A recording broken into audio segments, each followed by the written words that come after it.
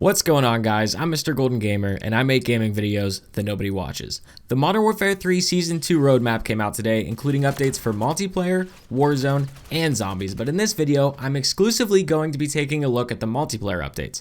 I'll be making separate videos for the Warzone and zombies parts of this roadmap in the coming days, so stay tuned for that, and subscribe to the channel if you haven't already. We just hit 700 subscribers, and we're on our way to 1,000. So if you like Call of Duty, I have tons of content planned for Season 2 and beyond, as well as some other FPS gaming content. So if you're interested in that type of thing, I'd love to have you on board. Season 2 will be bringing with it 3 brand new 6v6 maps at launch. The first of which is called Departures, which takes place in the Departures area of the Zakhaev International Airport, aka the same airport that Terminal takes place in. A clean and competitive 6v6 map with areas for all ranges of combat. The map is larger than Terminal, so expect the action to be both rapid and tactical, with operators accessing a central main lobby comprising a west side ground level exterior entrance, main luggage check-in and thoroughfare, and an upper mezzanine walkway and security zone along the map's eastern side. Set up impressive sightlines of varying heights and distances, maneuver across the numerous cover points, or face down foes in close quarter combat within the restaurant, cosmetic store, or burger town. I like the sounds of this. I like the fact that you're going to be able to snipe on this map, use assault rifles, use longer range weapons, but it sounds like run and gun in close quarters combat is still an option. And speaking of close quarter combat, that brings us to our next new map called Stash House, which is going to be for 6v6 and 2v2, which is interesting. They're double dipping here for gunfight, but this is an extremely small map. Looking for a compact map that redefines the word chaotic? Then follow the federal authorities into a recently raided Bay Area stash house. Climb over or dive behind pallets of cash hidden in the garage, pause only to admire the front garden before infiltrating a suburban ranch home filled with glass windows and more cash scattered in various rooms.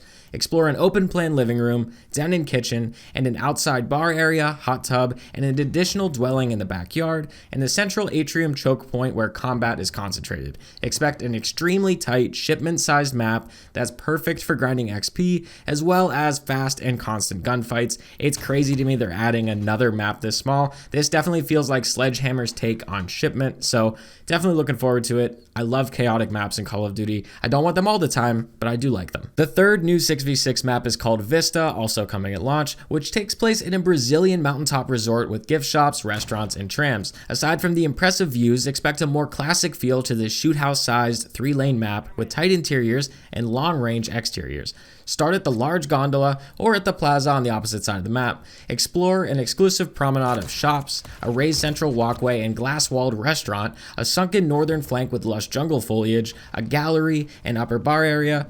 Curve around the southern flank with different heights, decks, and a small burger town to drop foes from. We love medium-sized maps, and the fact that they even mentioned Shoot House in this makes me pretty excited for this map. I think this one is going to be my favorite, to be honest. Along with those 3 new maps, in the mid-season update, we are going to be getting a remastered version of the Vanguard map, Das Haus. If you play Vanguard, you know this map. It was their version of Nuketown or Shipment. It was their small map, and I love to see it coming back. And the fact that we have so many small maps in this game is incredible. I think they really like the chaotic gameplay over there at Sledgehammer, but this remake is actually taking place up on a skyscraper, which I think is pretty cool. Definitely gonna do a map comparison video on this one. But there are still more maps. We are getting 2 more remixed maps, and you'll be able to play these either in the Vortex mid-season playlist, which I'll talk about a little bit later, or you can play them in the Horde Point mode. The first of these is a remixed version of Terminal called Airborne. There's some kind of alien virus that's taking over the airport, and I think it looks really good, as do all of these remixed maps. The next one is Skid Row, which is of course a remixed version of Skid Row. This one is just kind of abandoned and overgrown. Really reminds me of the Walking Dead theme that they're going for. I think it nails that. Also reminds me of an original Modern Warfare 3 map called Fallen that was kind of overgrown in this way, but either way, looks really cool. I'll have to do map comparison videos of those. Hopefully they're in private matches this time. We're also getting a new war map in Season 2. This is called Operation Tin Man, and you start by skydiving to a skyscraper in Urzikstan. This is the one that is very reminiscent of Overwatch from the original Modern Warfare 3. Overwatch is a really good 6v6 map, by the way. I'd love to see that make a return, so hopefully it does. But anyway, you kind of work your way from the top down into the skyscraper, completing different objectives as you go. Eventually, you have to escort this modified armored Wheelson, and, you know, it has to hack into some stuff, you know, war mode stuff. I'm not going to talk through the whole mission. Just go play it and have fun. So finally, we can talk about the new weapons. weapons, there are 4 new weapons in Season 2. The first is the BP-50 Assault Rifle. You may recognize this one because this is the F2000 from Modern Warfare 2 2009. This was also brought back in Vanguard of all games. Super weird to see this in a World War II game, but nonetheless, it's back this year. We also have the Ram 9 submachine gun, which is just an SMG variant of the Ram 7. I believe this is the MTAR in real life. I know it's not super exciting to see just an SMG variant of a gun that's already in the game, but I guess it's cool to have a new SMG nonetheless. Both of those guns will be able to be unlocked via the Battle Pass, and that brings us to the next gun, which is the SOA Subverter, which is actually the ARX 200 in real life. We've seen the ARX 160 before in Call of Duty and Call of Duty Ghost and Advanced Warfare, but we've never seen the ARX 200, which is the 7.62 version of the gun. And to unlock this, you can do it in an in-season weekly challenge, so I'm not sure which week that will show up, but hopefully we get it soon. Then we're going to have a new melee weapon called the Soul Render, and it's just kind of a sword looking thing, and it doesn't really tell you how you can unlock it, so maybe this is a bundle. I don't know. It's a melee weapon. I'm not too excited about it, but I mean, maybe if you want it and you want to waste 20 bucks, go for it, man. Along with these new weapons are 7 new aftermarket parts, which will be fed to us via weekly challenges, just like we saw in Season 1. And the first one is absolutely crazy. It is called the Limb Ripper,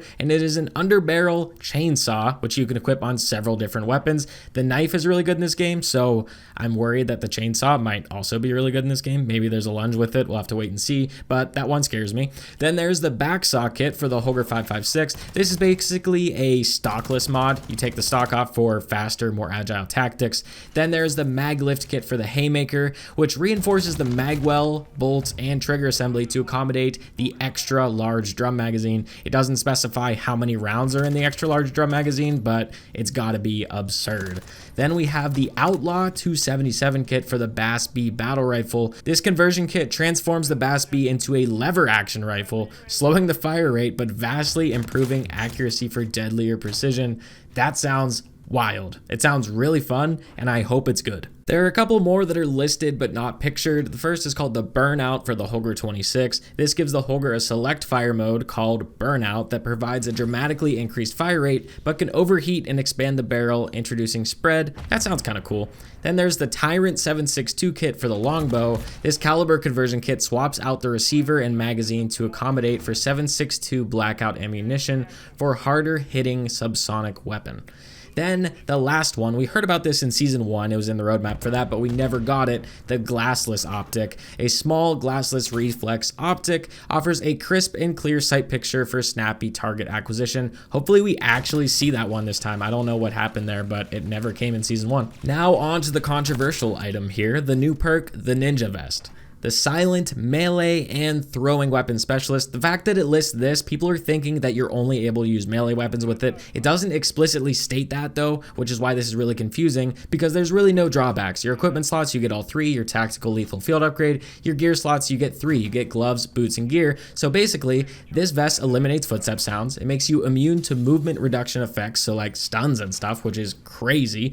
There's bonus shuriken and throwing knife ammo, and you resupply the shuriken and throwing knives every 25 seconds. Duplicate effects do not stack. If equipped with covert sneakers, gain the effects of running sneakers. So basically the deal here is you can have ninja with this vest and lightweight and run around like crazy and be silent the whole time. It's really good for knife only play, but I don't know if you've noticed, the knife in Modern Warfare 3 is already super powerful, and this is going to make it that much more annoying. So it's kind of unfortunate even if it is only knife only, but like, oh man, if you can use guns with this, I don't understand what the balance is. Like, there's got to be a con to this. I don't see any cons. So, I don't know. We'll have to wait and see how it plays out, I guess. There will be 5 new game modes coming with Season 2. 3 of them will be coming at launch, and these include Team Gun Game, Snipers Only, and Horde Point is making a return all the way back from 2017 in Call of Duty World War II. Horde Point is basically hard point, but as you're holding down the hard point, not only do you need to defend yourself from other players, you need to defend yourself from zombies that are constantly constantly rushing you. It's a chaotic and really cool game mode. There are other game modes coming in season. There's a limited time mode called Juggermosh that's coming mid-season, and this is a third-person game mode where everyone is wearing a Juggernaut suit. You kind of play kill confirm, domination, and hardpoint, but in a third-person perspective, and you all have Juggernaut suits, which is definitely different.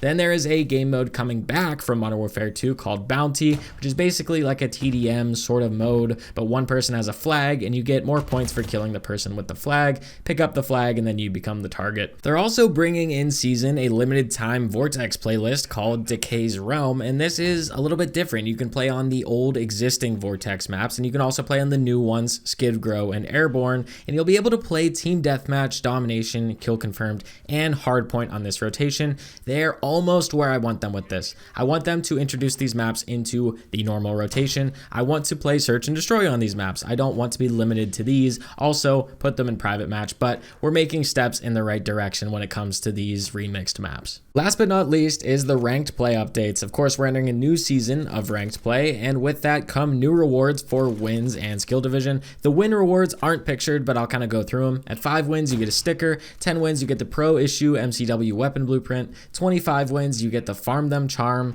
50 wins, you get Hard Day's Work Weapon Decal. 75 wins, you get Modern Warfare 3 Season 2 Competitor Loading Screen. And 100 wins, you get Modern Warfare 3 Season 2 Ranked Veteran Weapon Camo. And you can also get weapon camos for your skill division, and each skill division kind of has their own camo. Obviously, the higher skill divisions have cooler looking camos, and even some of them have animated camos. So I really like this. Show off that you really grinded and that you're good at the game. I think the regular multiplayer should have more of this, to be honest with you. And that about wraps it up for all of the multiplayer updates for Season 2. As always, let me know down in the comments below what you guys think of Season 2. I'm always curious to know what you guys think. And stay tuned to the channel for my videos about the Warzone updates and the Zombies updates that will be coming out in the next couple days. Once again, guys, I'm Mr. Golden Gamer. Thank you so much for watching, and I'll catch you guys in the next one.